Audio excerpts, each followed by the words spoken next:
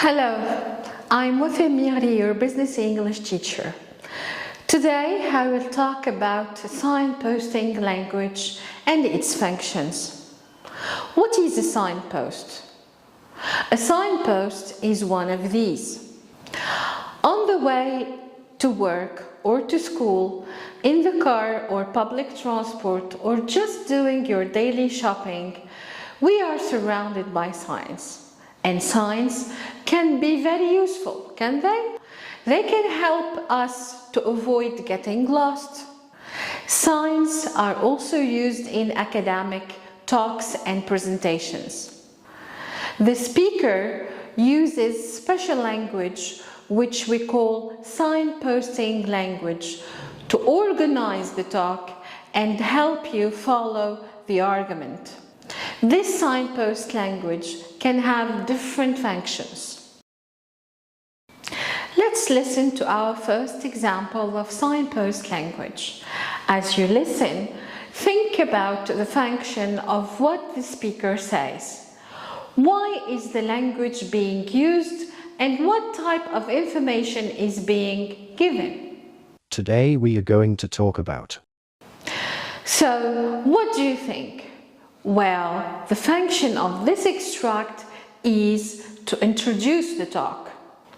Other signposting words for introducing the topic or starting a lecture are: The subject of today's lecture is welcome. The purpose of today's lecture is. In this lecture, I will talk about. My presentation is concerned with. So when you hear these phrases, you know that the lecture has started and you should be listening for an overview. For example, in today's presentation, I will be talking about women empowerment. The speaker now is informing his audience about the general topic of the talk. Other ways could be: I am going to divide this lecture into 3 parts. Firstly, I'll talk about. Secondly, I'll go on to discuss. Next, I'll explain how. After that, I'll deal with. And finally, I'll demonstrate how. When the speaker starts talking about his first point, he can say, let's start with. I'd like to begin by saying, describing, explaining. Firstly, to begin with, the first reason is.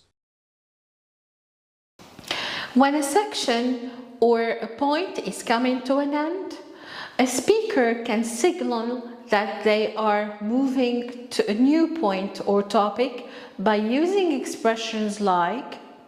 That's all I have to say about. So that concludes the part about. We've looked at. Now that we've discussed governmental measures, I'd like to move on to talk about.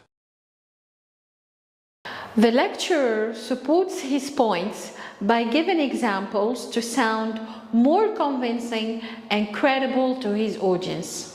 For instance, a striking example of this is, as an illustration. For example. Finally, at the end of the talk, the audience need to know that it's over. So some signposts are: in conclusion, to conclude, to sum up. Now, if I can just summarize the main points. If you would like to try one of these words, check out the resources and activities that I have uploaded recently in our Google Classroom, and you can test your signpost skills. Bye!